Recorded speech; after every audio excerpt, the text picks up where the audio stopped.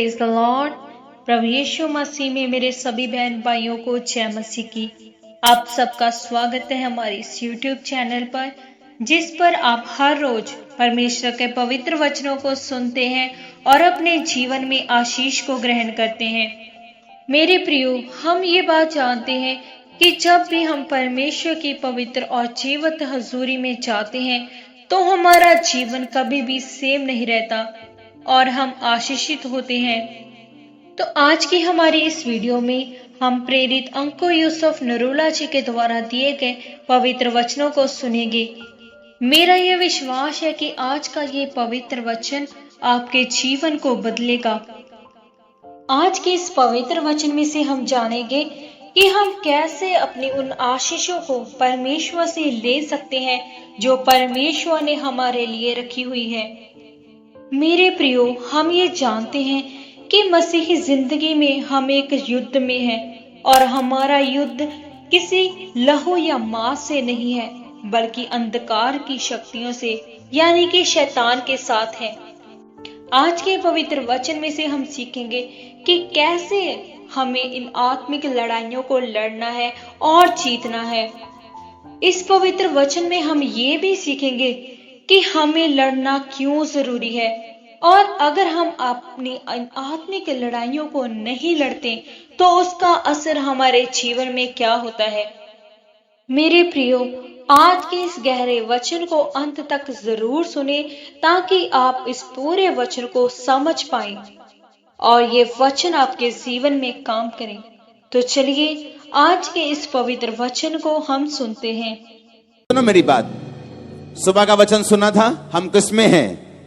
लड़ाई में। किसमें हैं? बोलो पड़ोसी को, किसमें हैं हम? किसमें हैं हम? फाइट में। आमीन।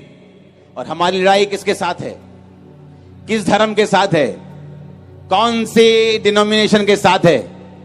हमारी लड़ाई किसी के साथ नहीं, शैतान के साथ।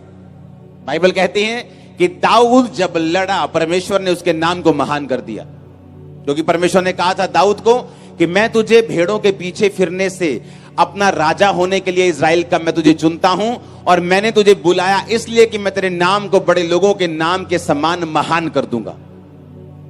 अब आपको मालूम है परमेश्वर ने आपको किस काम के लिए बुलाया? आपको मालूम है, पूरा नहीं मालूम लेकिन थोड़ा थोड़ा मालूम है कि परमेश्वर की बड़ी योजना मेरी लाइफ के ऊपर है। वो मेरी लाइफ को ब्लेस करना चाहता है, मेरे जरिए वो मेरे परिवार को ब्लेस करना चाहता है, मेरे जरिए वो बड़े काम करना चाहता है, वो मुझे भी निराशाओं से निकालना चाहता है और मुझे इस्तेमाल भी करना चाहता है। हर एक व्यक्ति को परमेश्वर की योजना के बारे में थोड़ा थोड़ा जरूर मालूम होता है। उसको अंदर मालूम होता है कि परमेश्वर की योजना, अगर उसको नहीं भी मालूम तो वचन कहता है कि परमेश्वर की योजना जो तुम्हारे विषय में है वो तुम्हारे लाभ के लिए है। आमीन। अपने पड़ोसी को बोलो, परमेश्वर की प्लानिंग जो तेरी लाइफ के लिए है वो तेरे फायदे के लिए है। आमीन। अब बाइबल कहती है दाऊद जब जब लड़ा, परमेश्वर ने उसके नाम को महान किया, क्योंकि उसका वायदा था कि मैं तेरे नाम को दूसरे नाम के समान जो महान है महान कर दूंगा। लेकिन उस वायदे को पूरा होने के लिए तुझे फाइट करनी पड़ेगी। आप बैठे हैं आराम से ना, अंग्रेजों से फ्री होके, किसी ने फाइट की है आप लोगों के लिए। हां, आज शांति का रीजन फाइट है जो की गई थी।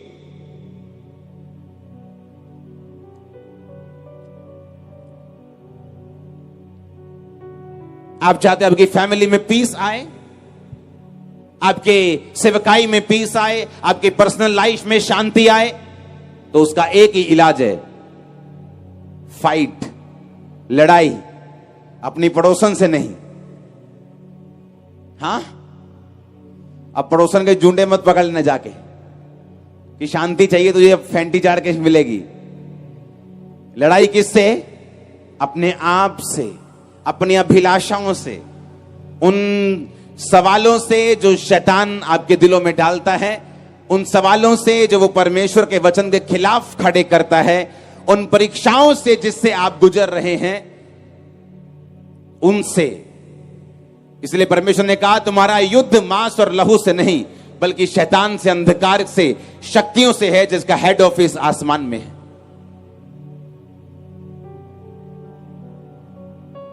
अब ये तो हमें मालूम हो गया कि अगर पीस चाहिए, वो फैमिली का हो, वो फाइनेंस का हो, तो मुझे लड़ाई लड़नी है, क्योंकि परमेश्वर का कोई भी वायदा बिना लड़ाई लड़िए पूरा नहीं होगा। पुराने समय में जब लड़ाई इंसानों के साथ होती थी तो बाइबल कहती है वो लड़ते थे, परमेश्वर कहता था कि वो देश मैं तुम्हें देता हूं, जाओ लड़ो और जीतो। उनके झोली में ऐसे देश नहीं आता था, वो जाते थे, लड़ते थे और जीतते थे। और आज भी ऐसा ही है, परमेश्वर बदला नहीं, लेकिन आज लड़ाई हमारी देशों के साथ नहीं, इंसानों के साथ नहीं, किसी जाति के साथ नहीं, बल्कि शैतान के साथ है। और अगर हम चाहते हैं वही पीस, अगर हम चाहते हैं वही ब्लेसिंग, अगर हम चाहते हैं वही परमेश्वर की योजना, अगर हम चाहते हैं खुदावन का वो प्लान जो मेरी लाइफ में पूरा हो, तो मुझे लड़ना पड़ेगा। आमीन। मुझे फाइट करनी पड़ेगी, मुझे एक वॉरियर, एक लड़ाका बनना पड़ेगा, एक फौजी बनना पड़ेगा, और मुझे लड़ना पड़ेगा। इसलिए बोलता हूं क्रिश्चियनिटी बेचारों के लिए नहीं, जो अपने आप को बेचारा समझते हैं, या उनके लिए नहीं। आप बेचारे हो सकते हैं रियल में, पर बाइबल कहती है जो बलहीन है वो बोले मैं वीर हूं। आप वीर हैं यीशु के नाम में, आप फलवंत हैं यीशु के नाम में, सारे कर्ज टूट चुके हैं यीशु मसीह के नाम में। हालेलुया। ऊंची आवाज में बोलो हालेलुया। इसलिए परमेश्वर ने आपको अपने पास बुलाया है। आमीन।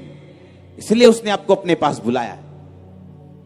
लड़ाई का पहला असूल लिखो, अपने कॉपी, अपना पेन निकालो। सुबह आपने सुना कि लड़ाई लड़नी है, उसी से ब्लेसिंग आएगी। लड़ाई नहीं होगी तो शांति नहीं होगी। पर लड़ाई शैतान के साथ है, परीक्षाओं के साथ है, पाप के साथ है, फियर के साथ है, डर के साथ है। जो परमेश्वर की योजना है, शैतान जो उसके खिलाफ चल रहा है, ये उसके साथ है। और ये बात तो समझ आ गई है कि बिना लड़ाई कोई भी आशीष, कोई भी शांति आपकी लाइफ में नहीं होगी। परमेश्वर की योजना आपकी लाइफ में पूरी नहीं होगी, क्योंकि परमेश्वर सिर्फ अपनी योजना को बताता है, आगे आपने चलना है, नहीं चलना, चलना आपकी मर्जी है, परमेश्वर आप पे छोड़ता है। तो ये अगर समझ आ गया कि मुझे लड़ाई लड़नी है, क्योंकि उसी के बाद मैं ब्लेस होऊंगा, तो बच तेरा घराना बचाया जाएगा। लिखा कि नहीं लिखा? जब आप खुद बचते हैं तो क्या ये एक लड़ाई है कि नहीं? है कि नहीं? जब मैं बचा तो एक फाइट थी। ये किसकी सुनूं? रिश्तेदारों की सुनूं, माँ बाप की सुनूं, अपने शरीर की सुनूं, दिमाग की सुनूं, या वचन की सुनूं? मैंने फाइट को लड़ा, आज मेरा घराना बचाया जा चुका। तू बच रहा घराना, ये उसका वायदा है। धर्मी का वंश बचाया जाएगा, लेकिन धर्मी पीछे हट जाएगा तो उसका वंश बचाया नहीं जाएगा। अब धर्मी को फाइट करनी पड़ेगी उस वचन के लिए जो बाइबल में उसके लिए लिखा है। आमीन।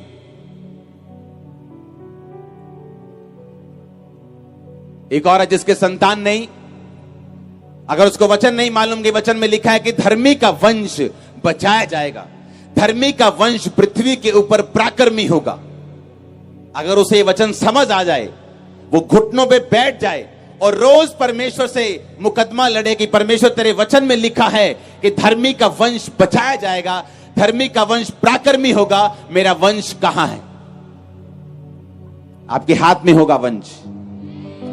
लेकिन आपने लड़ाई नहीं लड़ी, ना तो शैतान से लड़ी, ना तो शरीर से लड़ी, ना अभिलाषाओं से लड़ी, ना प्रार्थना में लड़ी। बाइबल कहती है याकूब प्रार्थना में प्रभु से लड़ा और प्रभु से जीत गया। हम प्रभु से इमोशनल होके नहीं लड़ सकते। पहला रूल लड़ाई का, तुम इमोशनल होके नहीं लड़ सकते। लिखो, क्या है ये पहला? बाइबल कहती है अगर तुम रूल के मुताबिक ना लड़ो तो तुम जीतोगे नहीं। WWE देखिए, उसके रूल अलग हैं। आप सिर पर रॉड नहीं मार सकते। कुछ दाएं जो वहीं लगाने हैं, बस मुक्का भी सीधा नहीं मारते। मालूम, UFC में एक मुक्का पड़ता है, आंख लाल हो जाती। WWE में 10 मुक्के भी पड़े, मुंह ऐसे का ऐसे जैसे फेशियल करा के गए होते हैं, कोई फर्क नहीं पड़ता, क्योंकि रूल है कि मुक्का ऐसे मारना है, लगे ना ताकि फेस पे। UFC में मुक्का बजता है तो पूरा आंख लाल हो जाता है। हर लड़ाई का रूल क्या है, अलग अलग है। और बाइबल कहती है कि यदि तुम रूल के अनुसार नहीं लड़ोगे तो जीतोगे नहीं। आमीन। अब यह मालूम हो गया कि लड़ना जरूरी है, मुझे शरीर के साथ लड़ना है, क्योंकि जिस समय मैं प्रार्थना करने लगूंगा मुझे फेसबुक याद आएगा। हाँ, उसने क्या कमेंट किया होगा, यार देखो तो सही लाइक कितने बजे। ये एक फाइट है कि अब मैं फेसबुक पे जाऊंगा या मैं प्रार्थना की ओर जाऊंगा। चलो कल रोजा रखते। जैसे ही कल सुबह रोजा रखा, मम्मी ने 3-4 फेवरेट डिशेस बना के सामने रख देनी। अब ये फाइट है कि आज रखने के कल, ये फाइट है। हां, सामने पड़ोसन खड़ी, गुस्सा तो बहुत चढ़ रहा है कि मुंह पे मुक्का मारे, पर अपने आप को कंट्रोल किया। ये क्या है, एक फाइट है। शरीर पर काबू करना, ब्लू फिल्म को ना देखना, क्या है, एक फाइट है। निराशा में भी परमेश्वर के साथ खड़े रहना, कहीं भूल भुले के पार्टी में चले भी गए तो दारू को हाथ ना लगाना, क्या है, एक फाइट है। तुम अपनी फाइट करो, परमेश्वर तुम्हारे साथ खड़ा होगा। आमीन। ये फाइट है। पहला रूल फाइट का, तुम इमोशनल होकर फाइट नहीं लड़ सकते, तुम्हें रूल्स के साथ लड़ना होगा, तुम्हें रूल्स के साथ लड़ना होगा। आमीन।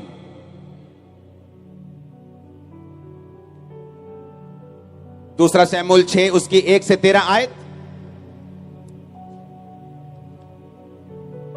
मैं 2 पढ़ चुका हूं, 3 पढ़ूंगा। फिर उन्होंने परमेश्वर का संदूक एक नई गाड़ी पर चढ़ाकर टीले पे रहने वाले अबीनादाब के घर से निकाला, और अबीनादाब के उज्जा और अहो नामक 2 पुत्र उस नई गाड़ी को हाँकने लगे। उन्होंने उसको परमेश्वर के संदूक समेत टीले पर रहने वाले अबीनादाब के घर से बाहर निकाला, और अहिया संदूक के आगे आगे चला। सब बोलो आमीन। दाऊद और इज़राइल का समस्त घराना यहोवा के आगे सनोवर की लकड़ी के बने हुए सब प्रकार के बाजे, वीणा, सरंगियां, डफ, डमरू और झांझ बजाते रहे। जब वो नाकाने के खलिहान तक आए, तब उज्जा ने अपना हाथ परमेश्वर के संदूक की ओर बढ़ाकर उसे थामा, क्योंकि बैलों ने ठोकर खाई। ऐसे बैल लेके जा रहे थे आराम से, बैलों ने ठोकर खाई, कोई पत्थर वत्थर लग गया, गाड़ी हिल गई और परमेश्वर का संदूक गिरने लगा। तो जो 2 बेटे अबीनादाब के संभाले हुए थे, एक ने ऐसे हाथ किया और परमेश्वर का वाचा का संदूक गिरने से बचाया और उसको वापस ऊपर रखा। लेकिन उसका अंजाम क्या है, देखो। तब यहोवा का कोप उज्जा पर भड़का, और परमेश्वर ने उसके दोष के कारण उसको ऐसा मारा कि वो परमेश्वर के संदूक के पास मर गया।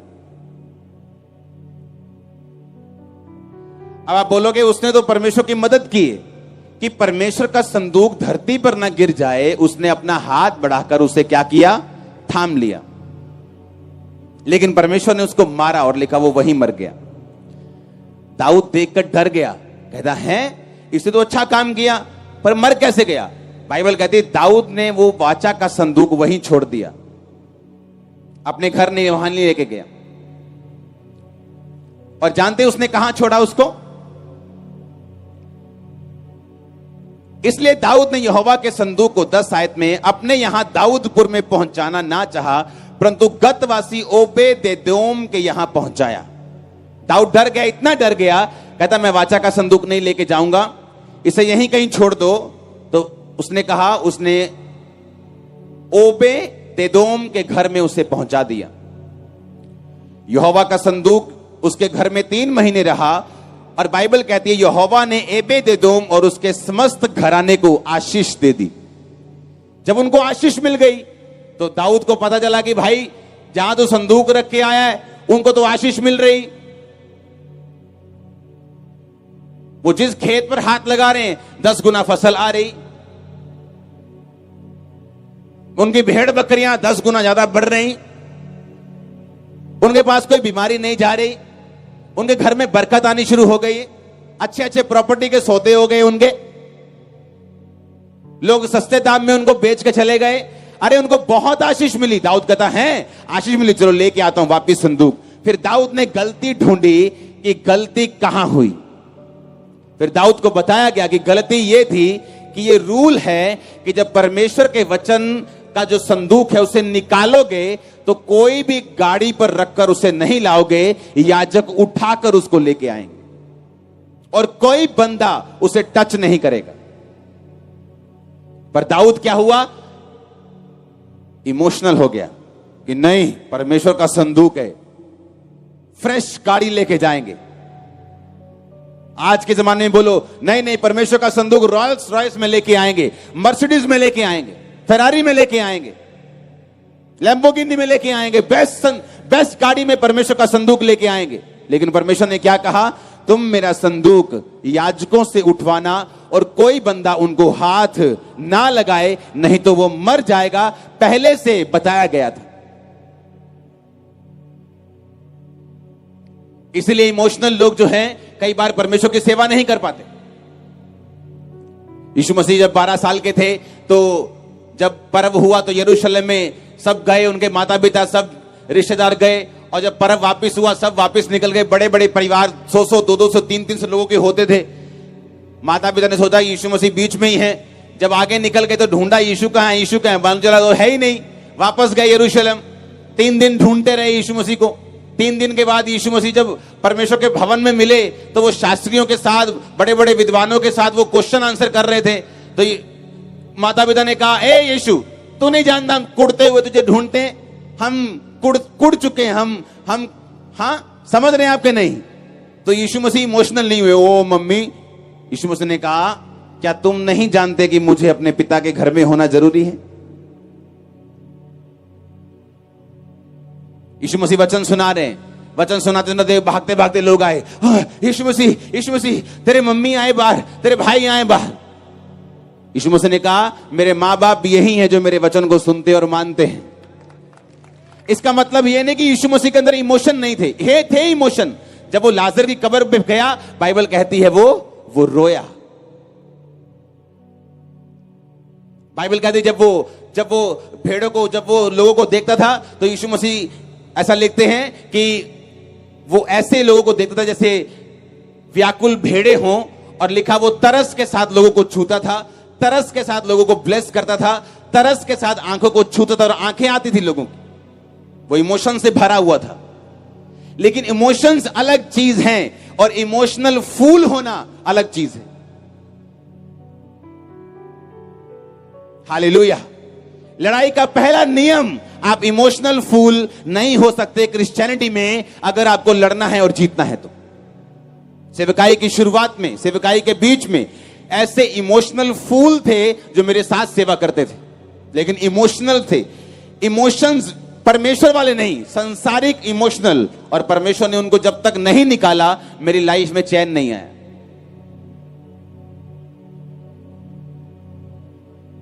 हालेलुया। आज हम पीस में हैं, क्यों?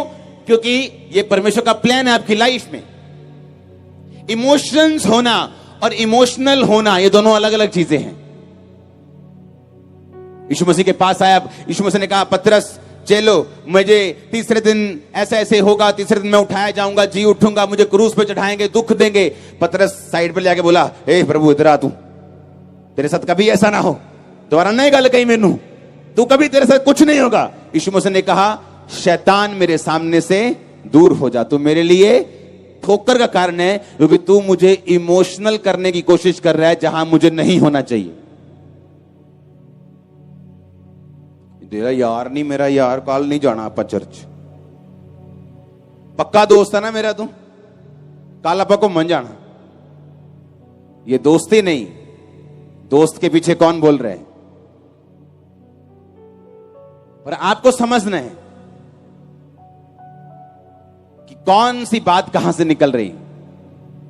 हर एक चीज को परमेश्वर के वचन की रोशनी में जांचना है। इसीलिए सब लोग नहीं जीत पाते क्रिश्चियनिटी में, क्योंकि उनको लड़ना नहीं आता।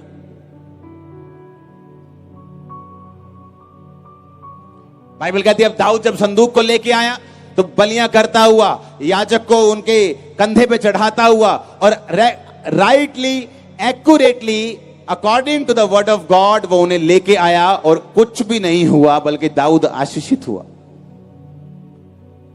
आमीन। लोग सेवा करते हैं इमोशनली, इमोशन से भर के, और मार खाते हैं। आपको इमोशनल नहीं होना, आपको स्पिरिचुअल होना है। आमीन। और स्पिरिट के हिसाब से चलना है, ना कि इमोशंस के हिसाब से, क्योंकि फाइट में आप इमोशनल नहीं हो सकते। इमोशनल आदमी रूल्स को तोड़ता है, आप फाइट में इमोशनल नहीं हो सकते। इसलिए परमेश्वर ने कहा, अगर लड़ने वाला विधि के अनुसार ना लड़े तो मुकुट नहीं पाता। वो मुकुट जो मैंने तुम्हारे लिए रखा हुआ, वो इनाम जो रखा हुआ धरती पर भी स्वर्ग में भी, दोनों इनाम रखे हुए हैं आप लोगों के लिए। आज मेरी ब्लेसिंग मेरे लिए एक इनाम है जो हर तरफ से परमेश्वर ने मुझे दी है। इस धरती का वो मुकुट है, और आसमान में भी मुझे मालूम है अगर धरती में भी मुझे मुकुट दे सकता है तो आसमान में रखा हुआ है मेरे लिए। अनंत जीवन यहां से शुरू होता है। अनंत जीवन ऊपर शुरू नहीं होता, अनंत जीवन अब से शुरू होता है। जिस दिन से आप यीशु मसीह को अपना उद्धारकर्ता ग्रहण करके बपतिस्मा लेते हैं, उस दिन से अनंत जीवन शुरू होता है। उस दिन से लाइफ को जो जीसस क्राइस्ट की है आप अपनी जिंदगी में महसूस करना शुरू करते हैं। वो परिवार जो मरा हुआ है वो जागना शुरू होता है। वो रिश्ते जो मरे हुए हैं वो जागने शुरू होते हैं। वो चीजें जो टूट चुकी हैं कर्ज के कारण, वो जागनी शुरू होती। आप लाइफ को महसूस करते हैं पहले दिन से अपनी लाइफ में। हालेलुया। ऊंचा होना चाहिए हालेलुया। आमीन। अपने पड़ोसी को बोलो, इमोशनल होके नहीं लड़ना, स्पिरिचुअल होके लड़ना है। आमीन। आप इमोशनल होके नहीं लड़ सकते।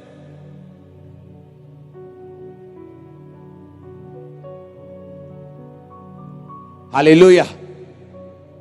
शाऊल इमोशनल हो गया, यार छोड़ो, क्या मारना है इन लोगों को। ए छोटे बच्चे, परमेश्वर ने कहा अमोनियों को खत्म कर दे, दूध पीता बच्चा तक।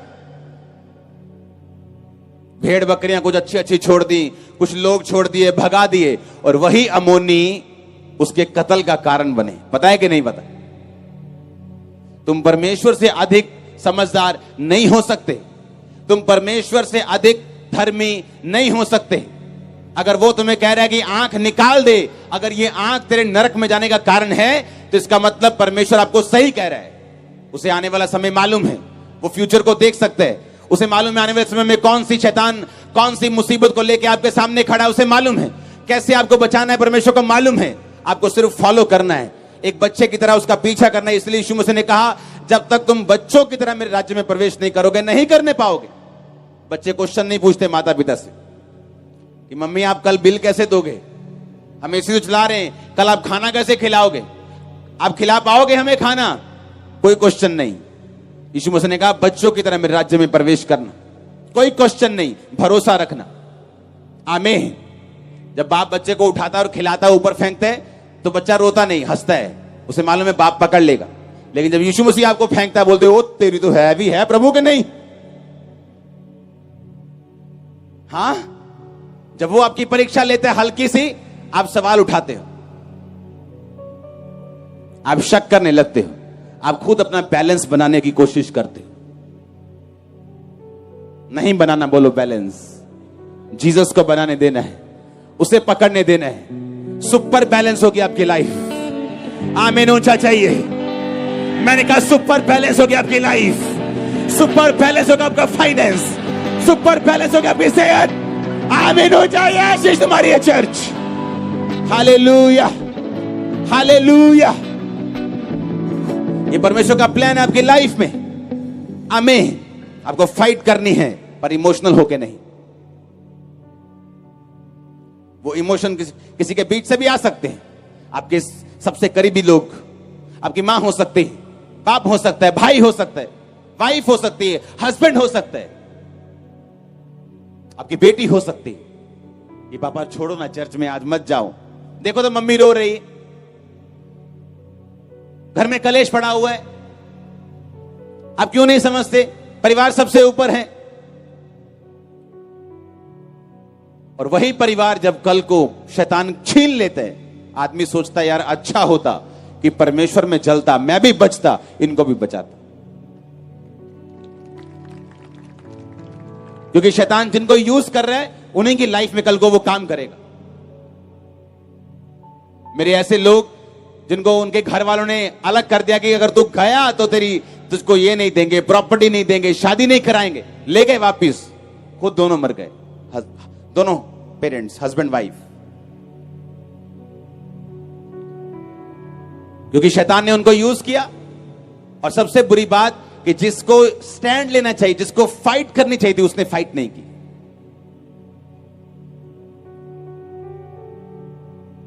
आज फायर तुम्हारे सिर के ऊपर आ रही फाइट करने की, फायर तुम्हारी फैमिली के ऊपर आ रही फाइट करने की, फायर कनाडा ब्रांच के ऊपर, फायर यूके ब्रांच के ऊपर, फायर यूएसए ब्रांच के ऊपर, फायर जर्मनी ब्रांच के ऊपर, फायर अमृतसर ब्रांच के ऊपर, गुरदासपुर ब्रांच के ऊपर, फायर खामरा ब्रांच के ऊपर, खामरा चर्च के ऊपर, हर एक ब्रांच के ऊपर फायर आ रही यीशु मसीह के सामर्थ्य नाम में। वो फिरोजपुर में हो, वो पटियाला में हो, वो होशियारपुर में हो, catch fire in Jesus name.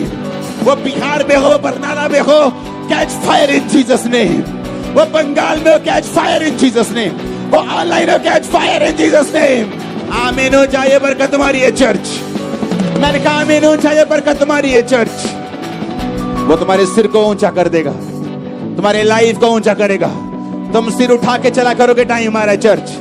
Best देश तुम्हारे होंगे यीशु के नाम में, बेस्ट प्लेसेस तुम्हारे होंगे यीशु मसीह के नाम में। आमीन हो जाए, आशीष तुम्हारी है। Hallelujah, hallelujah.